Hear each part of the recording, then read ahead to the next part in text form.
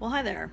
I don't even know what time it is. It's 9:30 in New York, and I'm here visiting. I come here sort of regularly, quarterly probably. And I have some amazing people I work with here. Trisha Ben from the Hero Club, Jeffrey Hazlett from C-Suite Network.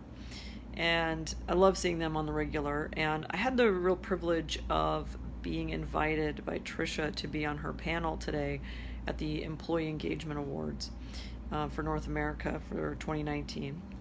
And, we had a panel discussion. It was really interesting because we were focusing on, employee engagement, but one of the things was about leadership buy-in and how do you get leadership to buy into employee engagement activities. And, even though we're in some ways tangential, so IX leadership and what we do, we have two profit centers. One is consulting, one is certification.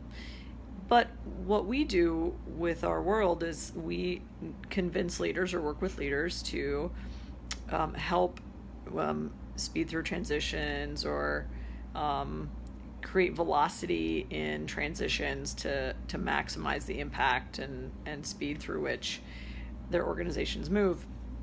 And so that's really about getting employees engaged. We sort of come at it from a slightly different angle, but at the same time, it's related. So we actually worked through this. And so anyway, the panel was really interesting because one of the questions that was brought up was, is the low unemployment, the 3% unemployment, impacting the way leaders make decisions, or basically the leaders' willingness to be engaged in this employee engagement stuff? And we had two different answers that were opposite answers, but not necessarily at odds. So in one sense, we have this long-term trend over is increased awareness of culture, the importance of culture, and building that into your company.